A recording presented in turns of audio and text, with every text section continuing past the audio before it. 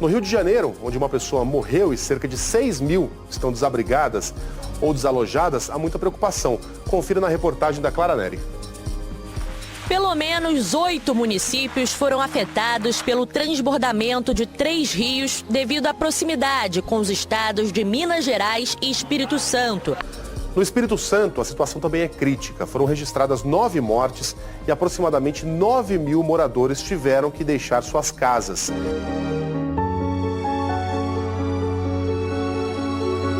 A represa do Passaúna assim parece não acreditar no que aconteceu com uma das principais fontes de abastecimento da região metropolitana de Curitiba. Tudo secou por aqui. Essa é uma das piores secas já enfrentadas na região. Assusta bastante. A população continua sofrendo as consequências de uma das maiores enchentes da história no Acre. A situação ainda preocupa, principalmente no interior do estado. Das 22 cidades do estado, 10 estão alagadas. Cerca de 130 mil pessoas foram afetadas pelo transbordamento dos rios.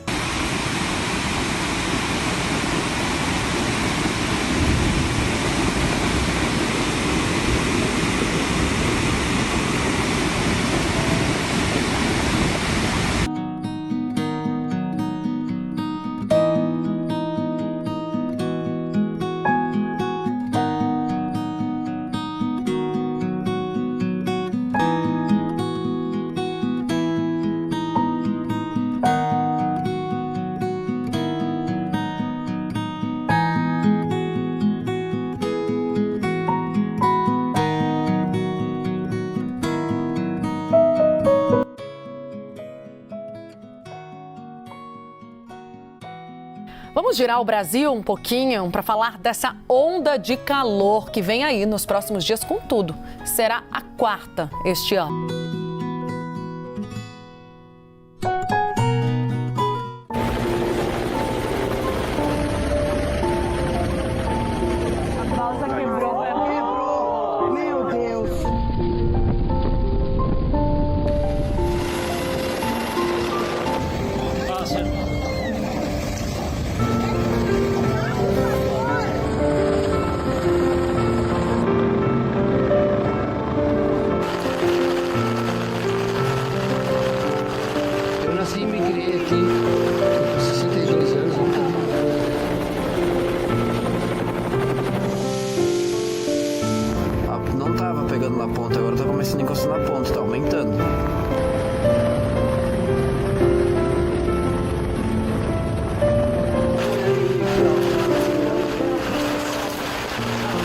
Minhas coisas tudo boiando, não consegui me organizar ainda daquela do ano passado, agora vem outra derruba tudo de novo.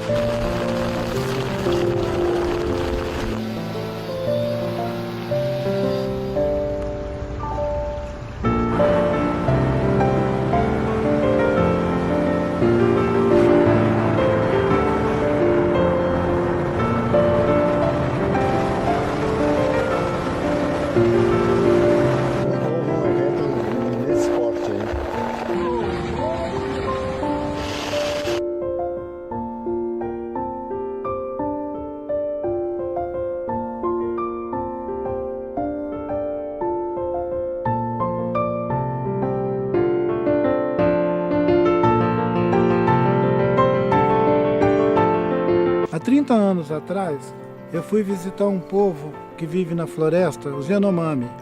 Eles viviam isolados do mundo, eles não conheciam ainda a existência desse mundo global que a gente conhece. Eles são os filhos de Omam, que é o criador do mundo, o criador da terra. E um amigo meu que estava começando a conversar assim com gente de fora do mundo dele me perguntou: é verdade que tem muita gente lá fora? Muita gente no mundo? Tem muita gente, muito branco? Eu falei com ele: sim, no mundo tem muito branco. Aí ele disse: mas eles são tantos assim? Eu falei: são tantos assim, eles são como as estrelas do céu, são como as formigas da floresta toda. E eles um dia vão chegar aqui. Aí ele falou, ficou assustado e falou comigo assim: mas eles são tantos assim? Eu falei: são. Ele falou: como que eles arrumam alimento para todo mundo? Aí eu falei com ele de todos os artifícios que o mundo usava para se alimentar. Aí depois ele falou, e onde é que eles põem todo o lixo deles? Essas duas perguntas que foram feitas para mim, sobre como que alimenta a humanidade e onde a humanidade joga os seus detritos, para mim foram as duas perguntas mais inteligentes que eu já escutei, porque essa pergunta a humanidade tinha que se fazer. Como que um povo indígena que sempre viveu na floresta e que não tinha contato, né, com toda essa produção de conhecimento aqui fora, guardava no seu coração o sentimento profundo de que a Terra tem limite. E essa compreensão de que a Terra tem limite, ela orienta aquele povo, por exemplo, com relação à ocupação que eles fazem dos espaços dentro da floresta. Gostaria de lhe contar uma revelação que tive durante o meu tempo aqui. Ela ocorreu quando tentava classificar sua espécie. Descobri que vocês não são realmente mamíferos. Todo mamífero deste planeta instintivamente desenvolve um equilíbrio natural com o meio ambiente, mas os humanos não. Vocês vão para uma área e se multiplicam. Se multiplicam até que todas as reservas naturais sejam consumidas. A única forma de sobreviverem é mudando para uma outra área.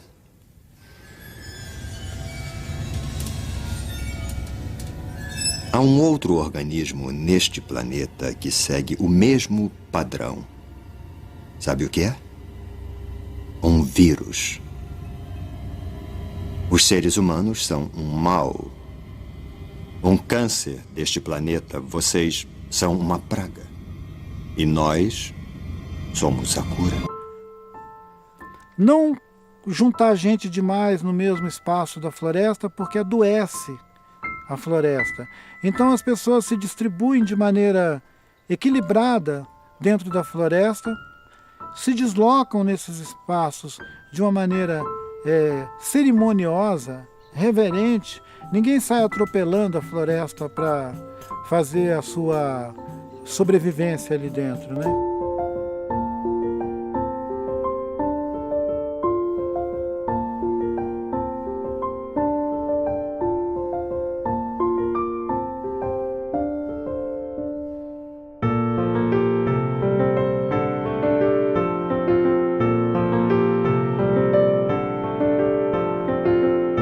Então, quando a gente faz o levantamento histórico, climatológico, inclusive com dados da geologia, o que a gente percebe?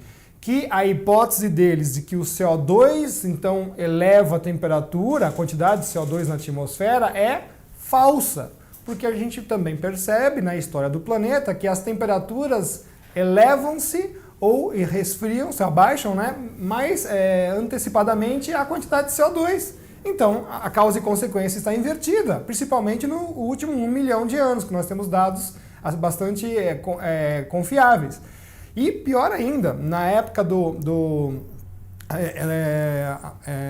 pré-cambriano do planeta Terra, nós tivemos 10 vezes a concentração de CO2 atual e o planeta entrou em 2 eras do gelo. Ou seja, é a prova cabal que o CO2 não faz nada no clima. Então, nesse aspecto, a hipótese não se sustenta e, passando pelo método científico, ela deve ser descartada. Então, no mundo da ciência, né, eu como meteorologista, né, estudei tudo isso, e não só eu, como diversos cientistas no mundo, a gente vê que essa hipótese não funciona. Existe o tal do consenso científico, quer dizer, realmente, ou é exagero que 97% dos especialistas na academia concordam com esse aquecimento global antropogênico? É interessante que o meteorologista John Coleman dos Estados Unidos, que é o fundador aí da Weather Channel, por exemplo, ele dá risada disso daí. Ele fala assim, 97% dos cientistas receberam dinheiro público para falar sobre esse assunto, né? O Legacy e o Brights fazem um levantamento de mais de 13 mil pesquisas e perceberam que menos de 1% dessas pesquisas que eles tanto falam realmente atribuem mudança climática ao ser humano. E ainda por cima através de modelos de computador, não da realidade. Mais de 66% deles não põem a mão no fogo, falar nós precisamos fazer mais pesquisas, ou seja, pegar mais dinheiro para continuar as suas lindas e belas carreiras, né? Então, isso tudo... Porque tem esse ponto também, né? O aquecimentismo, ele é muito lucrativo, né? Com para muita certeza, gente. para tudo. Então, virou uma indústria acadêmica, uma indústria de mega capital internacional, né? Que a gente pode até abordar depois na parte de geopolítica. Então, tem gente que está faturando com isso. Mas, essencialmente, o que está em jogo é poder.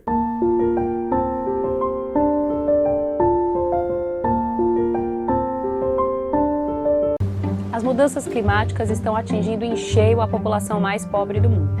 E os países mais afetados são justamente os que menos poluem.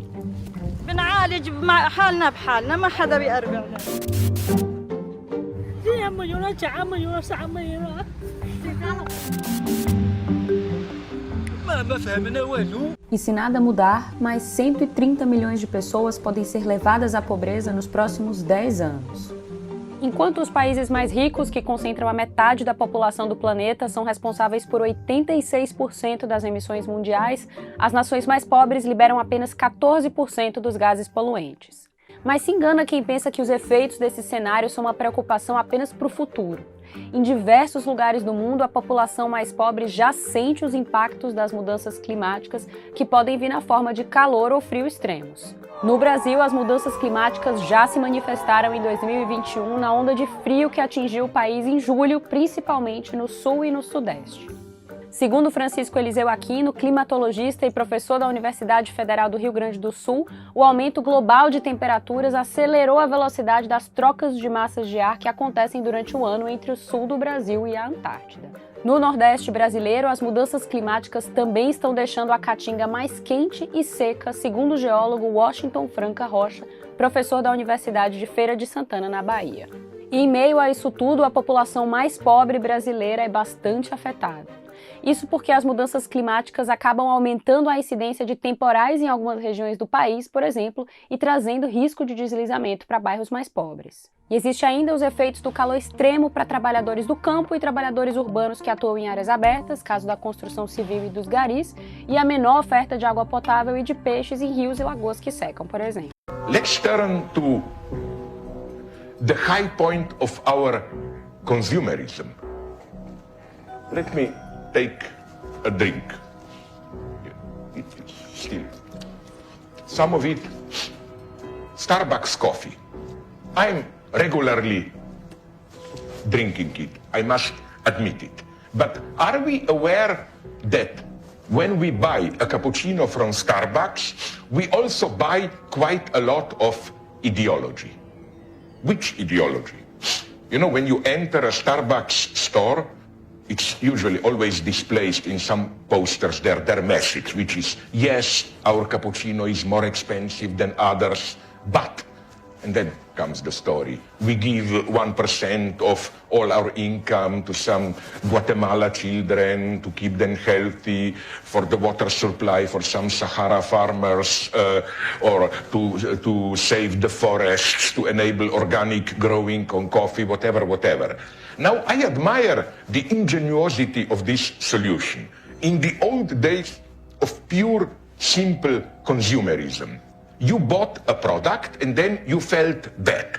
My God, I'm just a consumerist while people are starving in Africa. So the idea was you had to do something to counteract your pure destructive consumerism.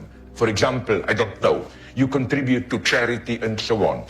What Starbucks enables you is to be a consumerist and be a consumerist without any bad conscience, because the price for the countermeasure for fighting consumerism is already included into the price of a commodity. Like, you pay a little bit more and you are not just a consumerist, but you do also your duty towards environment, the poor, starving people in Africa, and so on and so on. It's, I think, the ultimate form of consumerism.